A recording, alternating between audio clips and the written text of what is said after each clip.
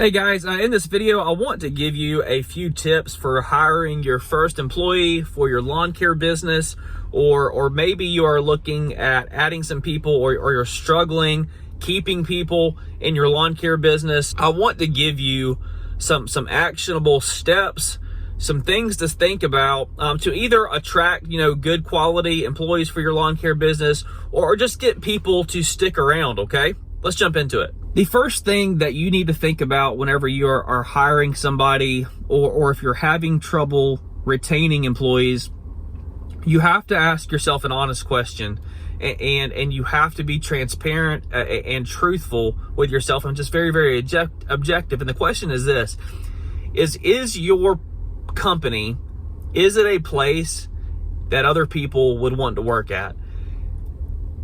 And before you just say, yes, absolutely, I pay well for lawn care in our area and all that, just stop and think about it real quick. Put yourself in your employee's position. This work is extremely labor intensive. And man, there's just some times like that, even as the owner, like if you're still doing work in the field, sometimes you just wake up in the morning, you're just like, can't believe I got to go do this again, man. Like, during the winter months, man, this is gravy. But during the summer months, it's tough, man. Like, you really, it is tough. It's labor-intensive work. So the question is this: if you as the owner may struggle with, motivation to get up and get going, think about employees, who are on an hourly wage. Now, if they come into work and it's already going to be a labor-intensive, hot, dirty, nasty job, and there is additional stress placed on them whenever they're at work, man, it just really does not set up. And this additional stress can come from several ways. The first is like, dude, if you are somebody who is like just constantly like just micromanaging and beating them down and saying this is my way or the highway, like,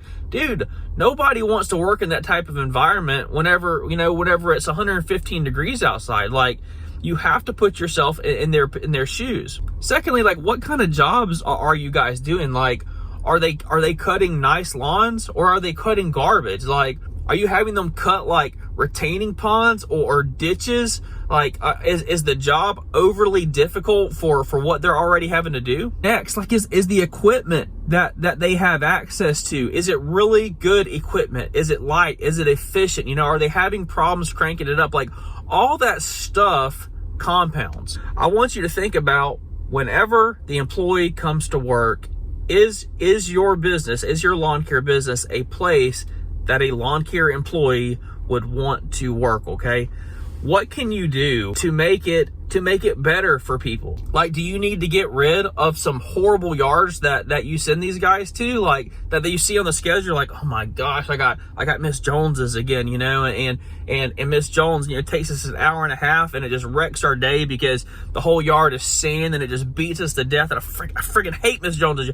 Like, that stuff compounded over a year starts to add up. And before you say, well, if they don't like it, they can just leave, you're the problem, man.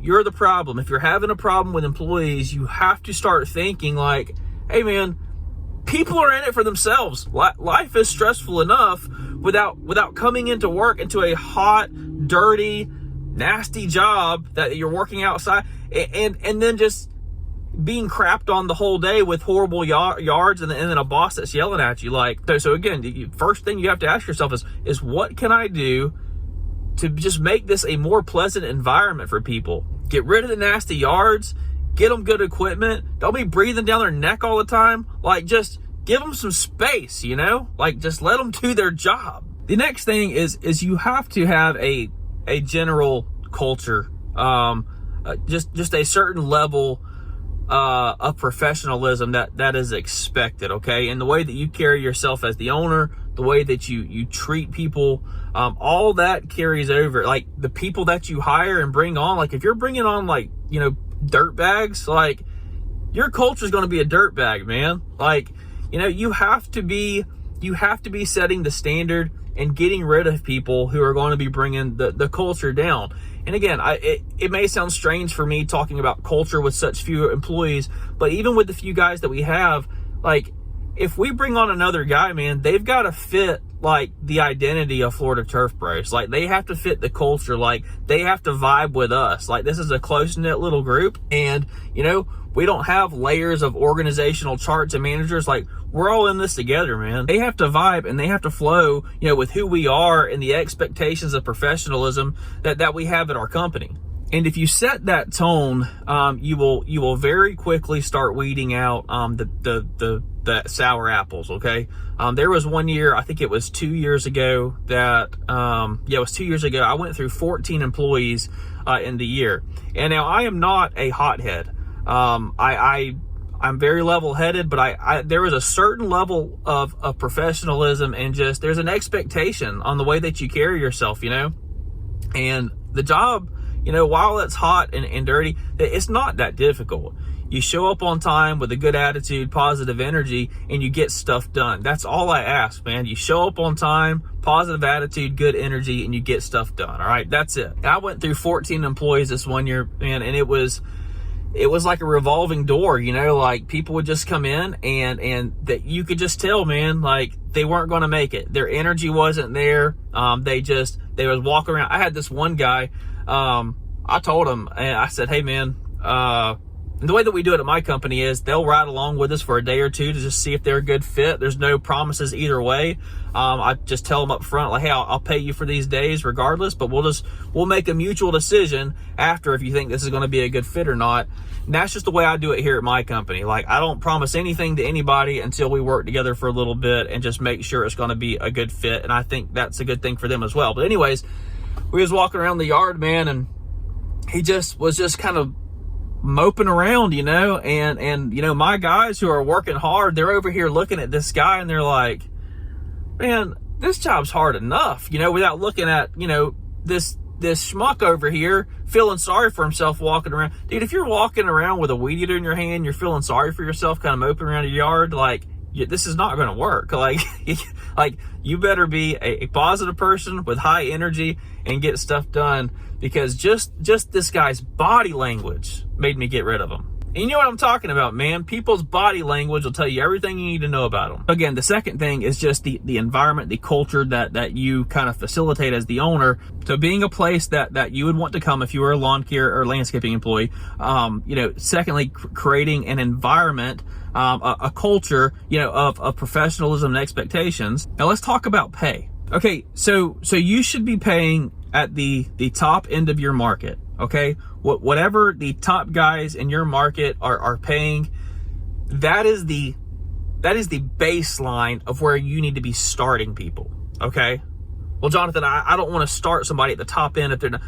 That's your problem, man. Like, it is your problem as the owner on why you don't have good people, and it's because you're not paying enough. If you want to have good people, you have to start at the top end of your market.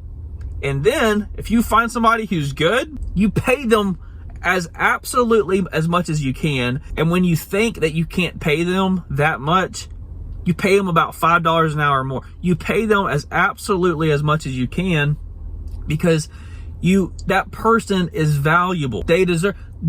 If you stop treating people like, I just have this revolving door of employees and I'll hire the next $17 an hour guy, that mindset is what's wrong. You have to be able to look at somebody and say, hey, this is somebody that I want to keep around, and I'm willing to stretch myself, pay this person more to take this work off my plate, because I know it's going to get done correctly. It's going to get done on time. They're a good fit for our company, and I'm not just going to pay them at the top end of our market. I'm going to pay them better than any other lawn care and landscaping company in our area would do it. I'm going to do it as much as I'm going to stretch that margin as much as I possibly can, because I value that person and I want them to stay with me for as long as possible. You have to have that mindset. You have to be able to say, I am willing to invest in this person. It's not, I'm going to pay this person and compensate this person. I am investing in this person. And if you invest in somebody that you really believe in, there is a high likelihood that you will reap a reward off that investment. And finally, what I've learned is you cannot coach motivation or instill motivation into somebody who does not have it. Okay, just because you can see the potential in somebody as an owner, if you can see the potential in somebody, run. Like, I'm not just going to say it. You don't have the time or the energy to be coaching people up to their potential. Okay, I've went down that rabbit hole, and I might catch some flack for saying this, but if you are constantly having to be the motivating factor for an employee showing to work on time, doing a good job, like, dude, that's not your responsibility. Your responsibility as the owner is to pay people well, create a good environment, and make sure that the work is getting, that's just your responsibility. People have to be self-motivated individuals, and you will learn very quickly who those people are. I cannot stress it enough. It is not your job to coach the potential into somebody. It is a losing battle. You either got it or you don't, and you need to get rid of that person as quickly as possible if you realize that they are not somebody who wants to make improvement in their life. And finally, again, I might get some flack for this, but I'm just shooting from the hip, man. I'm just speaking truth in this video. My worst employees have been young guys who don't have serious responsibilities, meaning that they're still living at home with their parents.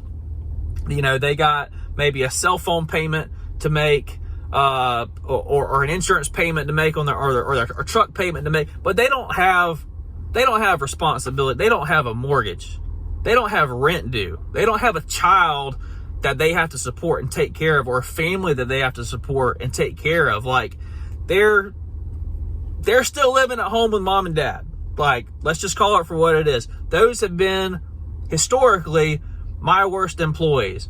They show up, they're clean cut, but they're soft. Now, I'm not trying to say that everybody who lives at home with mom and dad is soft. I'm saying that the track record at my company is that demographic typically is the one that's wanting to leave to go do extracurriculars early. They got, all kinds of, there's a million reasons, why they need to get off early. There's no pressing motivation to, like, man, I got rent due next month. I gotta work.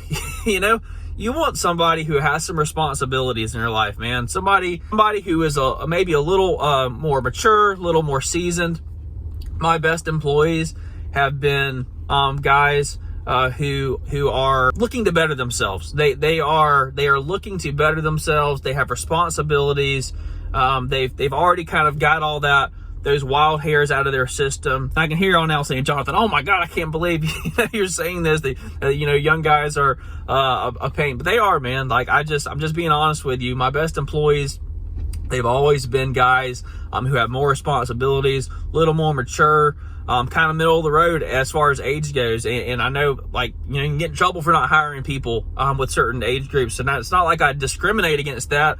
I just have noticed in our industry, my best employees have been people with responsibilities, and my worst employees have been those with very little responsibility. Be a place that people want to come to work at. Create a culture, of professionalism. Pay people as absolutely good as you can, and then pay them even more, and then get rid of sour apples as quickly as possible. And if you got to burn through 14, 15, 16 employees to find a couple good ones, that's just what you got to do. Guys, hiring in our industry is very difficult. It is the Achilles heel of most lawn care companies, but these are a few of the strategies that have worked well for me for getting good employees and hanging on to good employees.